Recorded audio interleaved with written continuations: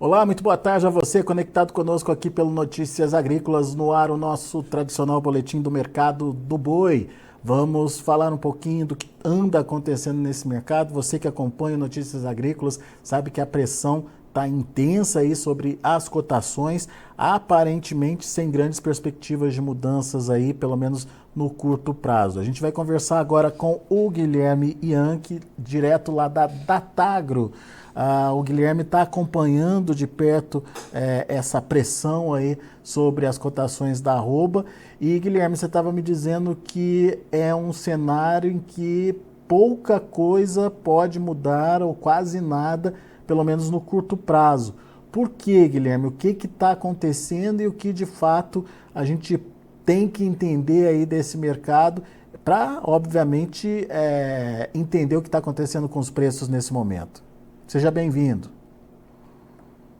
Obrigado, Alexander. Boa tarde a todos os amigos do Notícias Agrícolas que estão aí nos assistindo. Muito obrigado pelo convite. Prazer estar aqui falando com vocês mais uma vez.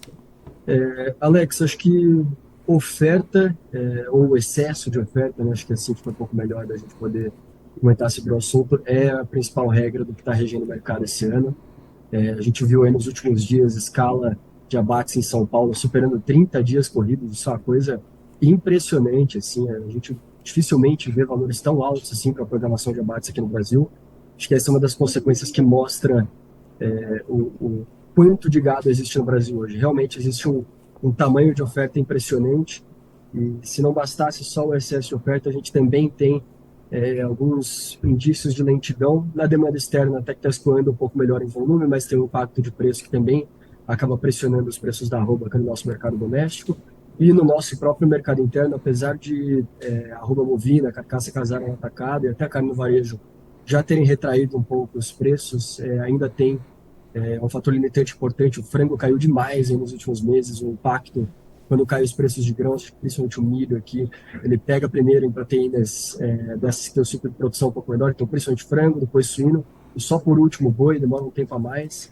Então acho que tem algumas limitações micro e macroeconômicas aí, além do próprio excesso de oferta aí que vem no setor produtivo para esse nível de demanda que a gente tem hoje. Você vê alguma possibilidade de mudança, algum sinal diferente aí aparecendo no mercado que possa reverter essa tendência? No curto prazo a gente já entendeu que não, mas e para o final do ano, será que essa demanda melhora? Tem expectativa aí disso acontecer? O próprio mercado futuro não dá sinais disso não, né, Guilherme? Eu acho que a gente já está num ponto agora em que a coisa parece estar estabilizando aos poucos. E tem alguns indícios claros disso. Acho que uma conta interessante para a gente fazer, a gente muitas vezes ouve que dificilmente o mercado fica com o preço muito abaixo do seu custo de produção. Se a gente fizer uma conta de padaria hoje rápida, se você comprar um boi magro de 2.900, 2.800 reais, deixar ele por 100 dias no coxo, um boitão pagando mais ou menos 15 reais a diária, o piso para que isso feche a conta, o break-even, né, para ficar bem no zero a zero, é algo próximo de 195 a 200 reais por arroba. Então, faz bastante sentido que a gente esteja próximo de um piso. No microeconomia a gente chama isso de custo marginal, né? O mercado plenamente competitivo, preço é igual a custo marginal, é mais ou menos onde a gente está agora. Então, acho que melhorar substancialmente é um pouco difícil. Estruturalmente falando, o excesso de oferta ele deve perdurar um pouco. Os estoques que foram construídos com aquele estímulo um pouco de China ali de 2020, 2021, eles estão chegando ao mercado agora, né? Tem que pensar que o animal batido com média de 30 meses, nesse momento, ele nasceu mais ou menos no início de 2021, então foi bem aquela leva do estímulo de bezerro de R$ 3.600, por exemplo. Então, tem muito estoque de gado ainda. Do lado da oferta, é muito difícil que isso dê alguma trégua. Claro, a gente tem que pensar mais a longo prazo que esse descarte de matrizes bem pesado que teve no primeiro semestre pode acelerar um pouco o processo, pode ser que gere alguma escassez pontual de oferta, mas acho que é difícil de contar com isso. A oferta dificilmente vai dar trégua. A gente tem aí 35 dias de abate programado aqui em São Paulo na média. Mas do lado da demanda, sazonalmente a gente tem uma potencial reação melhor agora no segundo semestre. Historicamente, a partir de agosto até novembro, os embarques de carne bovina tendem a ser um pouco mais volumosos. China compra mais nessa época do ano, né, faz estoque ali para o ano novo chinês. Então, faz bastante sentido que a gente tenha algum suporte das exportações. E no lado do mercado interno, Ano passado a gente se frustrou um pouco esperando a reação de fim de ano, de festas, férias escolares. O pessoal gosta bastante de fazer churrasco no final do ano e nas férias também, tem muita gente que viaja para a praia. No ano passado se frustrou um pouco, basicamente só o traseiro subiu em boa parte das praças principais que consomem, mas nesse ano tem uma comparação bem interessante de trazer, que o pano de fundo macro, ele fortalece um pouco mais que a sazonalidade do último trimestre seja melhor aproveitada do que no ano passado. O que eu quero dizer com isso? As pessoas nesse ano devem ter mais renda, porque a perspectiva de crescimento no PIB é muito boa, atualmente já tem um nível de renda superior aos mesmos níveis do ano passado, e a carne bovina está mais barata, né? A gente, como culturalmente prefere isso, é bastante possível que a gente possa ver uma sazonalidade favorável mais bem aproveitada esse ano. Então, acho que a chance de um suporte melhor para os preços nesse segundo semestre do lado da demanda, principalmente doméstica, é melhor do que era no passado. Mas se a gente pensar do lado da oferta, dificilmente vai dar trégua, então altas substanciais dificilmente se materializarão aí nos próximos meses. Mas eu acho que alguma reação nos preços, eventualmente alguma estabilização ali acima dos 215, voltando a flertar com 220, 230, acho que é possível sim, apesar de oferta exercer um fator de limitação importante aí.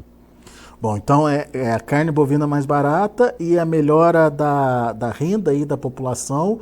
Se essas coisas continuarem, principalmente a melhora da renda continuar acontecendo e principalmente se essa carne seguir aí relativamente barata para o consumidor, a gente pode ver uma demanda melhor no final do ano, o que enxugaria esses estoques, a ponto de enxugar estoques e mudar o patamar de preços da arroba, Guilherme?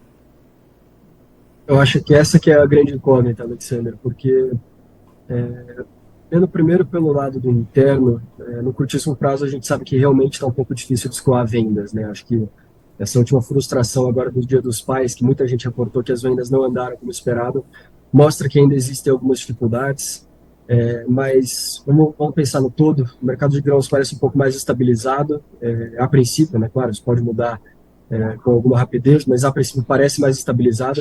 Se está mais estabilizado, provavelmente também induz a uma maior estabilidade nos preços das proteínas que substituem a carne bovina aqui no nosso mercado doméstico. Então, ao que tudo indica, se o frango e o suíno ficarem mais ou menos parados e o boi continuar caindo, provavelmente a competitividade melhora bem, a população compromete uma parcela menor da renda para consumir carne bovina, provavelmente a sazonalidade é melhor aproveitada. Enxugar o estoque é a questão. A gente não sabe quanto exatamente de estoque existe aqui. Sabe-se que na China isso tem gerado algum acúmulo de estoque. Se o consumo não está andando, a importação ainda está em volume muito alto, provavelmente isso pode vir a se tornar um problema, principalmente para o ano que vem. O próprio USDA já está estimando uma queda nas importações chinesas de carne bovina para o ano que vem. Mas acho que o fator competitividade, não só da carne bovina em relação a outras proteínas do nosso mercado doméstico, acho que também da nossa carne bovina em relação às concorrentes no mercado chinês, principalmente Argentina e Uruguai aqui, acho que são pontos importantes para a gente considerar. A gente tem que pensar sempre qual a nossa vantagem exatamente, qual o ponto otimista que a gente tem que pensar do lado da demanda, e acho que eles existem sim, são relevantes para a formação de preços aí para o final desse ano e também para o ano que vem. E é importante isso que você considerou, que não é só uma questão de enxugar estoque no mercado interno, como entender como os nossos compradores internacionais também vão trabalhar com essa questão dos estoques, em especial a China, né? Será que a China vem com aquele mesmo apetite para fazer esse estoque lá para o início do ano, para o ano novo chinês? Ou será que esse estoque já está sendo feito nesses meses e vai chegar no final do ano, não muda muito a necessidade chinesa de comprar? A gente vai ter que esperar para ver, né, Guilherme? Não dá para apostar nada nesse momento, né? O pessoal gosta bastante de usar a analogia do pesadelo dos analistas de research: dólar, petróleo e China. China definitivamente é o nosso pesadelo. Antecipar com clareza exatamente o que vai acontecer é um pouco difícil, mas vamos julgar pela sazonalidade, vamos julgar que o próprio governo chinês já tem mostrado inclinações bem importantes, que vai ter estímulos mais pesados para a retomada da economia. E acho que até do ponto de vista de competitividade, estressar um pouquinho, mas isso é um ponto importante. O Brasil é um dos países que melhor aderiu, que melhor conseguiu ajustar os preços da carne exportada para a China.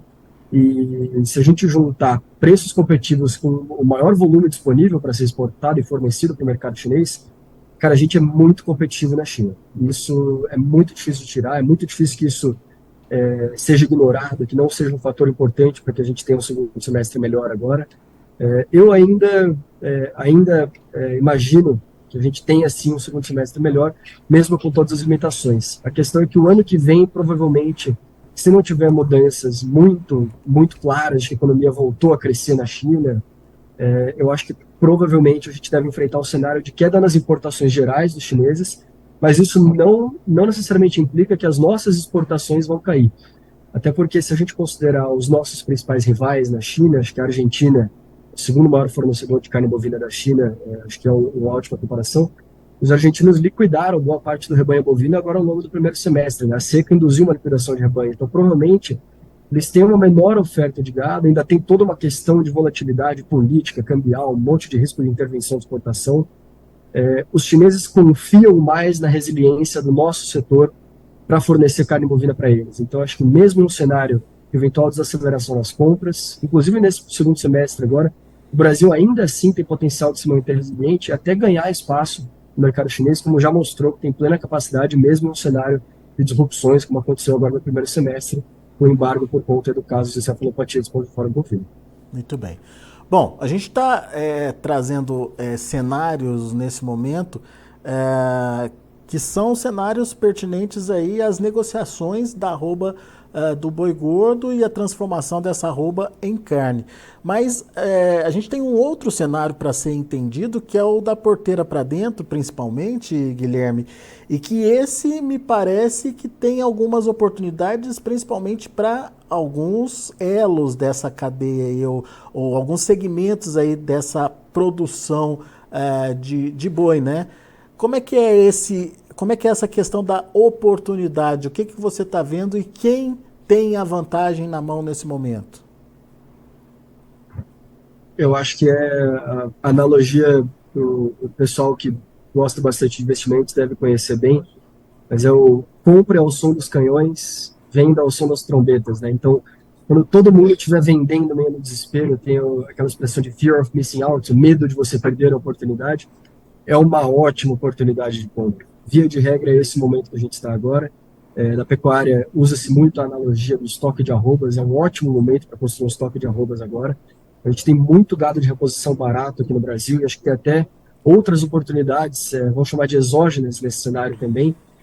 Tem, por exemplo, a exportação de boi vivo muito aquecida, tem alguns polos importantes que têm aproveitado essa oportunidade, mas até para construir para os próximos anos, de novo, o gado que está sendo abatido agora, ele provavelmente já sendo abatido com 30 meses, nasceu ali no começo de 2021.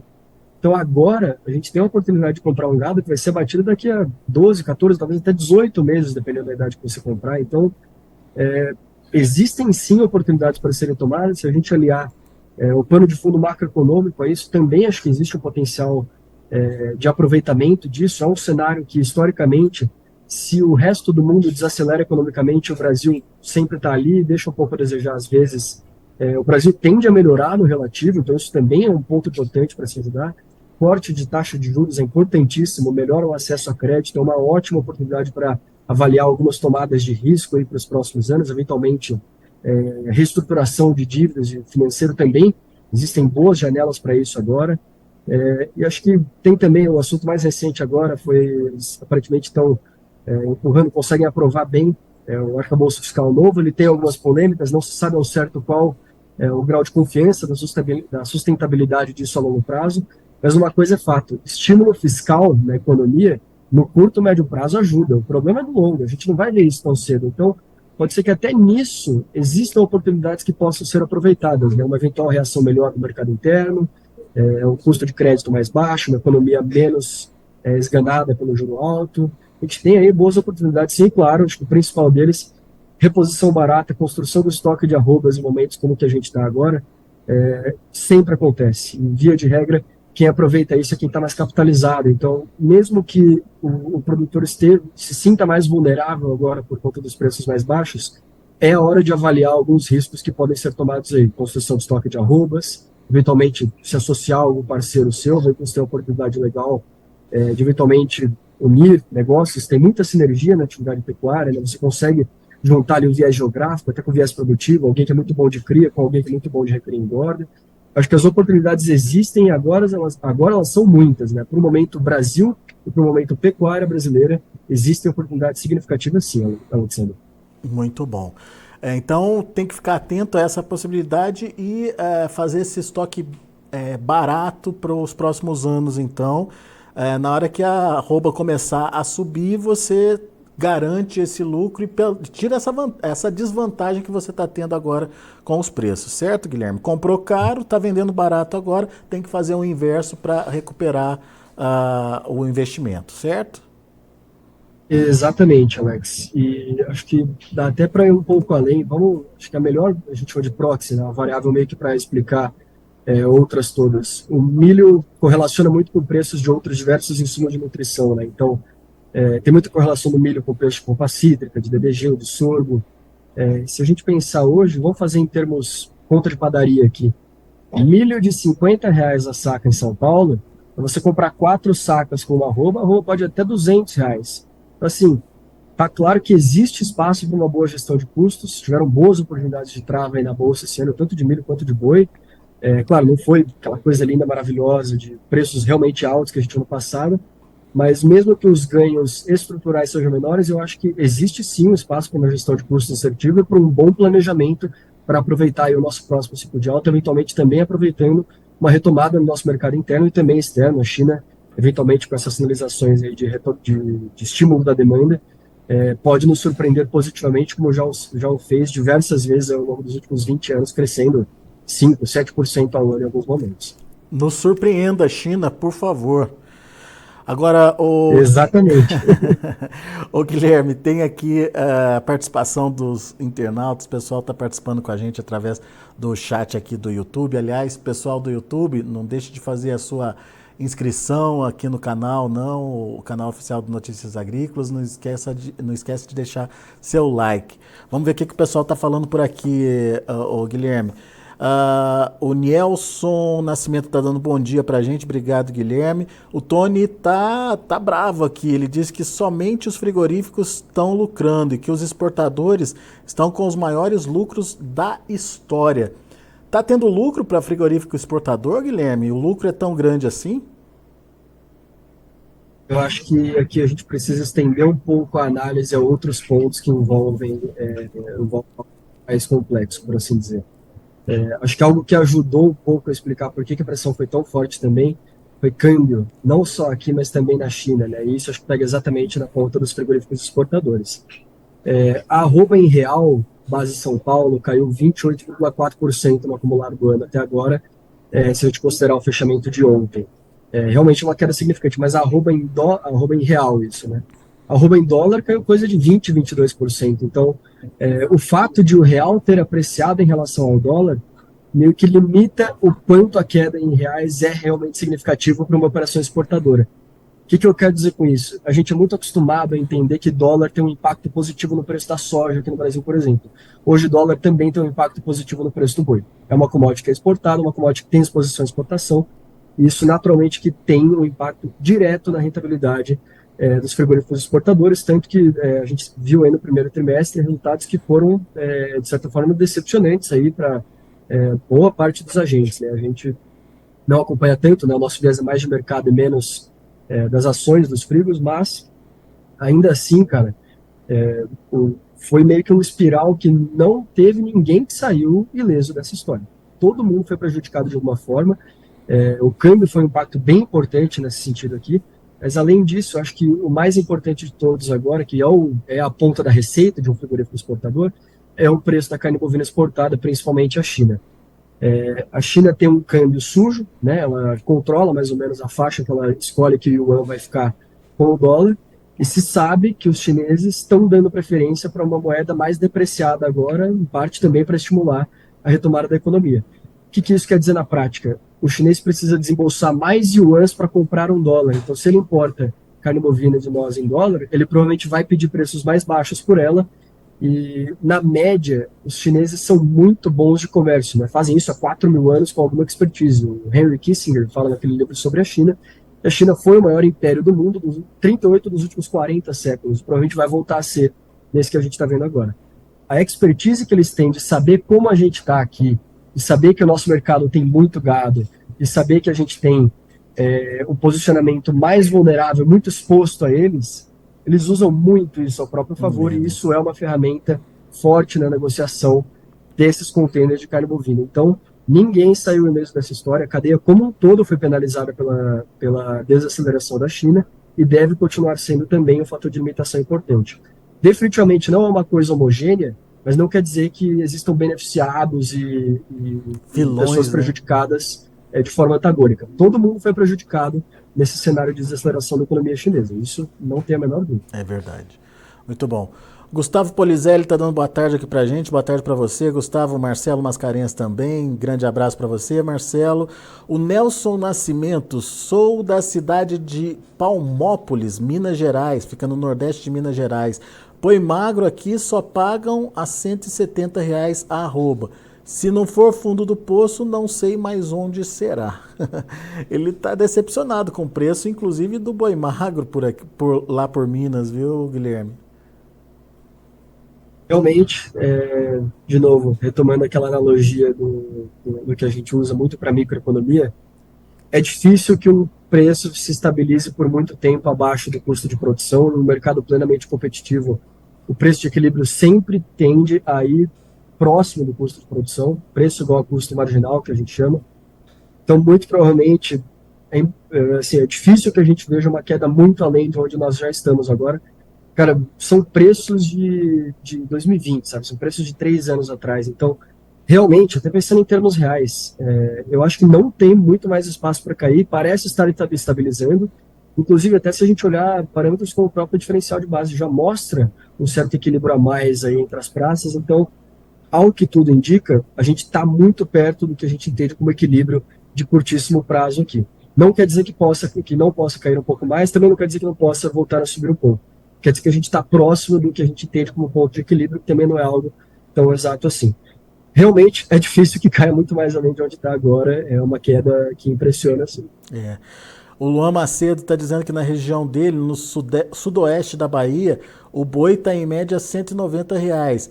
E ele diz que não sabe de onde está vindo tanto boi, porque pelo menos lá na região dele, os pastos já estão bem desgastados e ainda assim os frigoríficos estão conseguindo comprar aí com uma certa tranquilidade, Guilherme.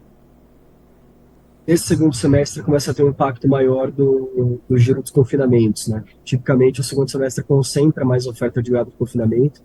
Se a gente pensar ali que em abril, por exemplo, o milho chegou a bater R$50 por saca, e o boi nessa época, no futuro, ainda tinha boas oportunidades de trava, com certeza teve gente que se movimentou e agora, mesmo que o físico esteja ruim, deve estar aproveitando um bom bônus aí, fez um bom planejamento, né? Com certeza aproveita bem o mercado, estando bem redeado, né?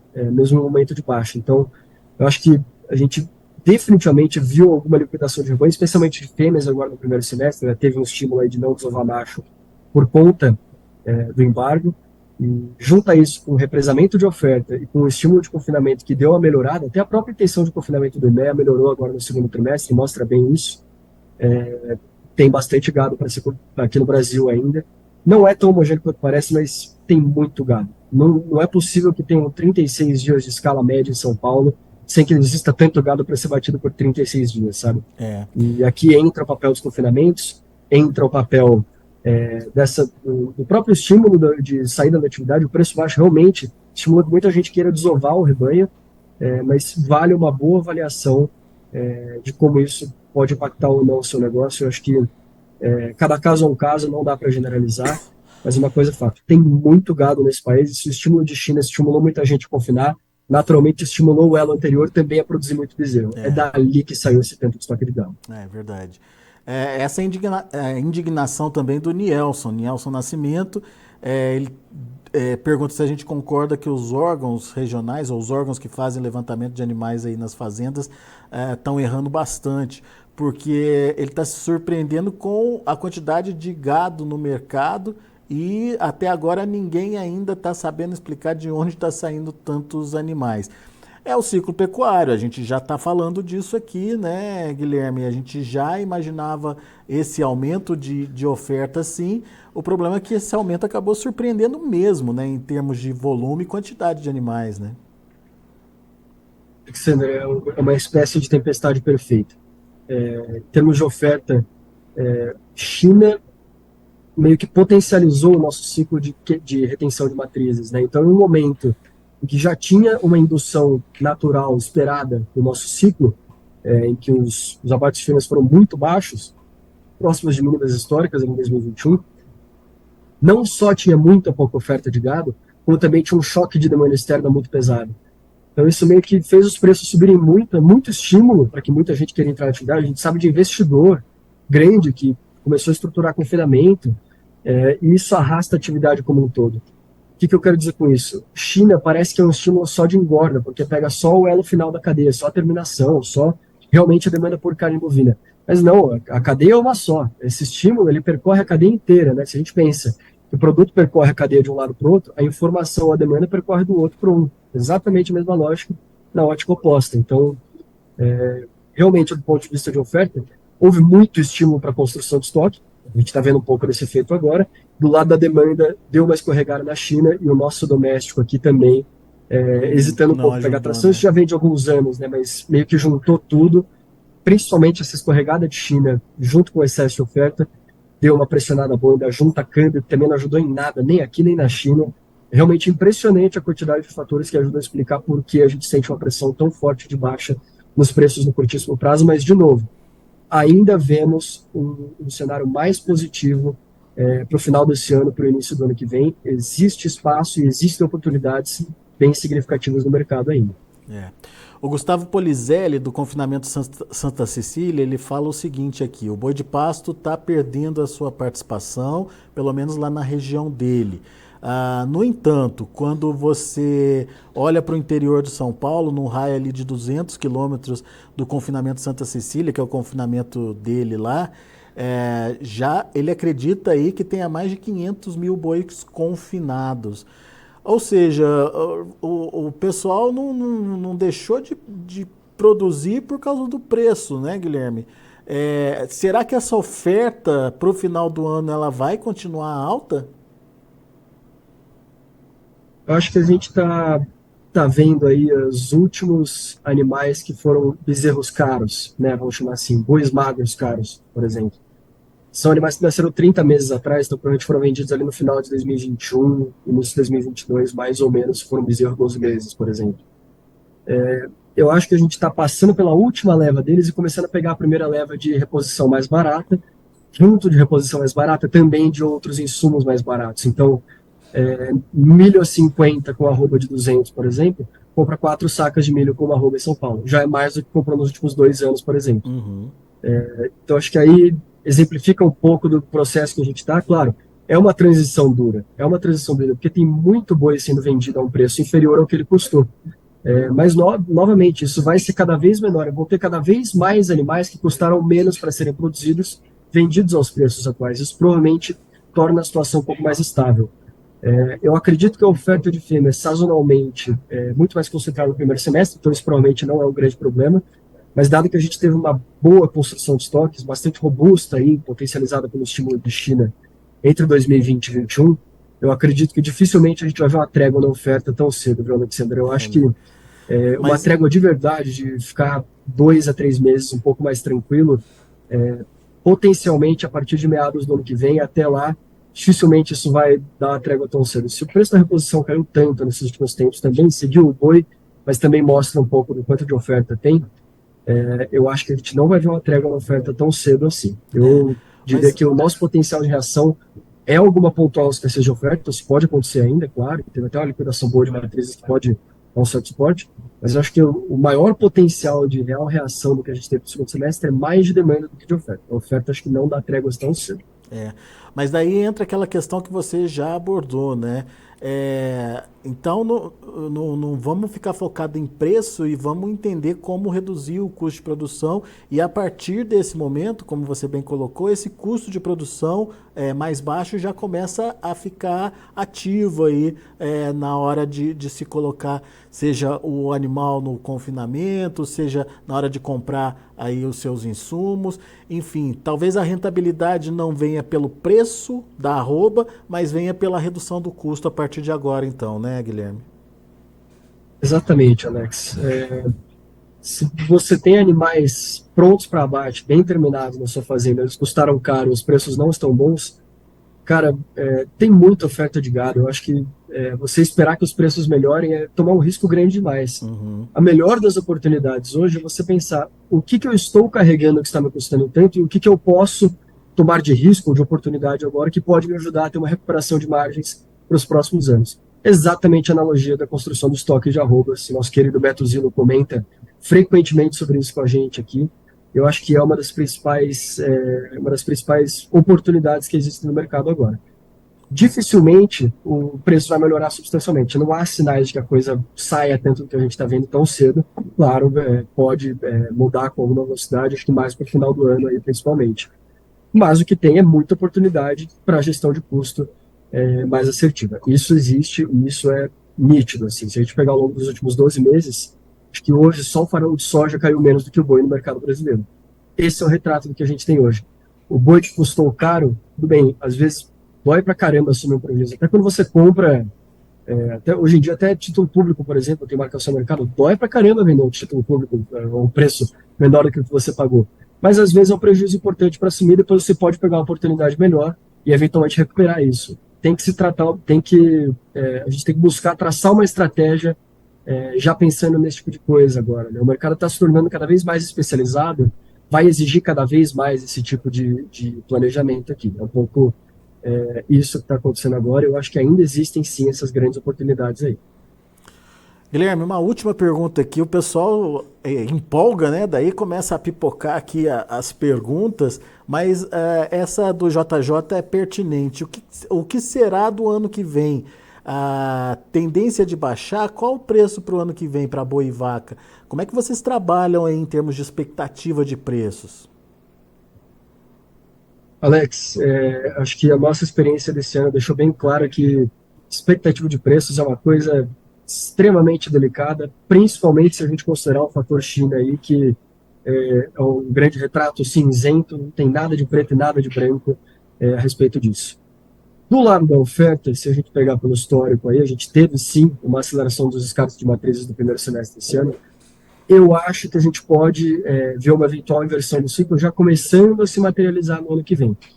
Não é exato como parece, é bastante gradual esse processo, mas eu acho que a virada de 24 para 25, vou pegar ali do meio de 24 para frente, a gente pode começar a sentir alguns sinais de escassez de oferta de gado aqui no Brasil um pouco mais perceptíveis. A partir de quando? A partir de quando, Guilherme? Dados de 2024, acho que principalmente na virada para 2025, assim, isso deve ser um pouco mais perceptível. Uhum. Do lado da oferta, isso é bastante claro.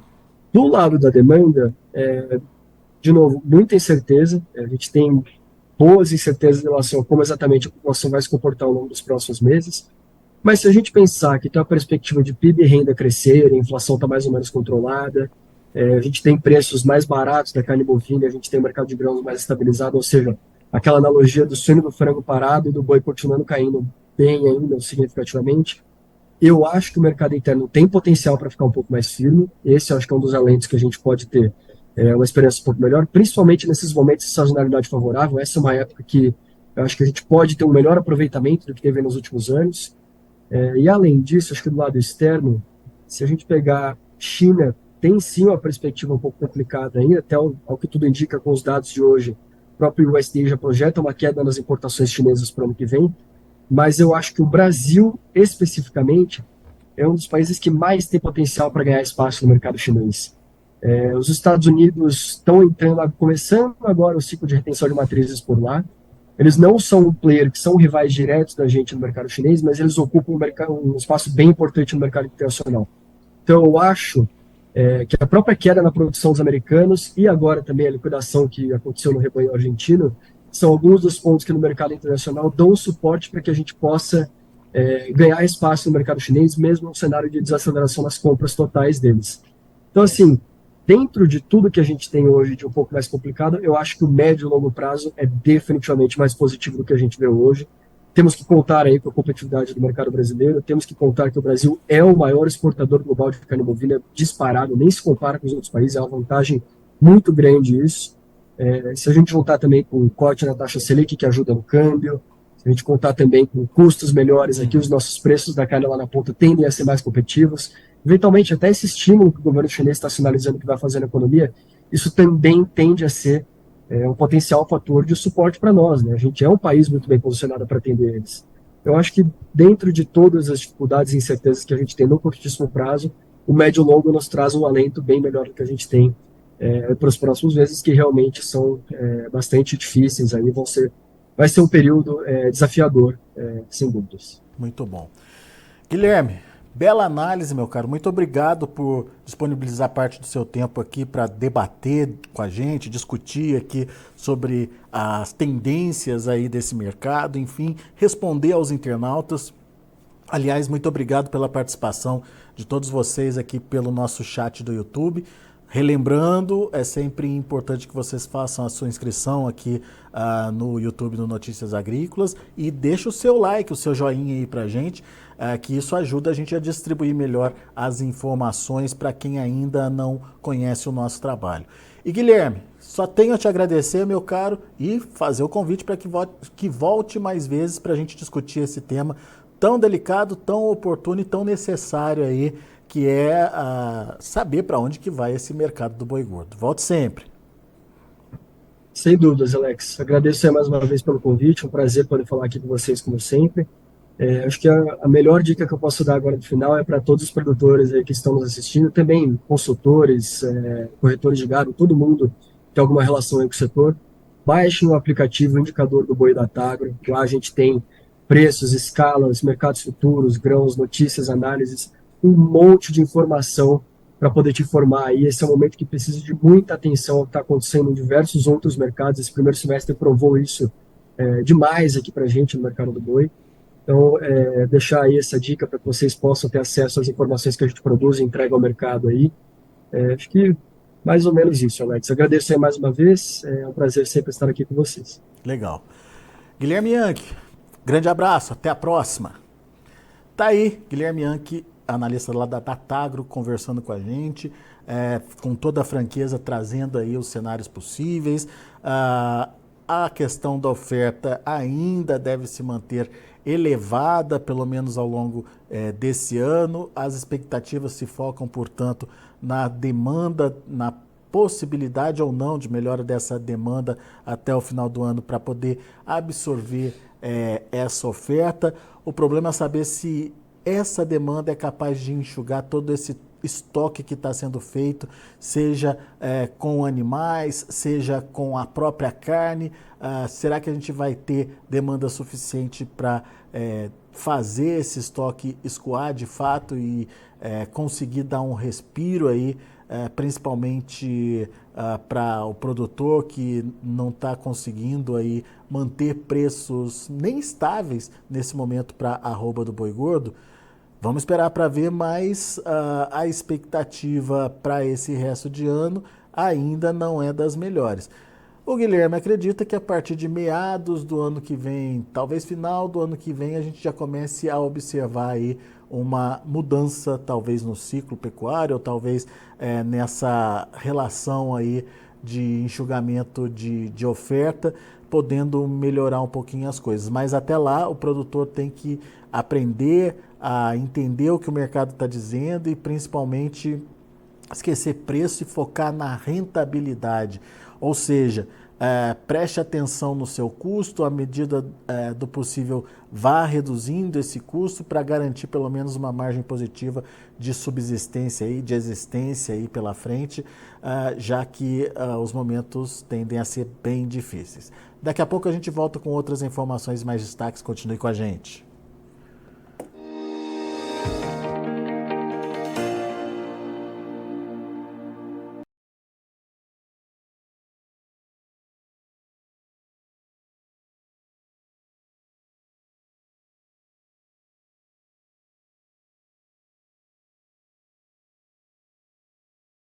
Participe das nossas mídias sociais, no Facebook, Notícias Agrícolas, no Instagram, @Notícias Agrícolas e em nosso Twitter, @Noteagri. E para assistir todos os vídeos, se inscreva no YouTube, na Twitch, no Notícias Agrícolas Oficial.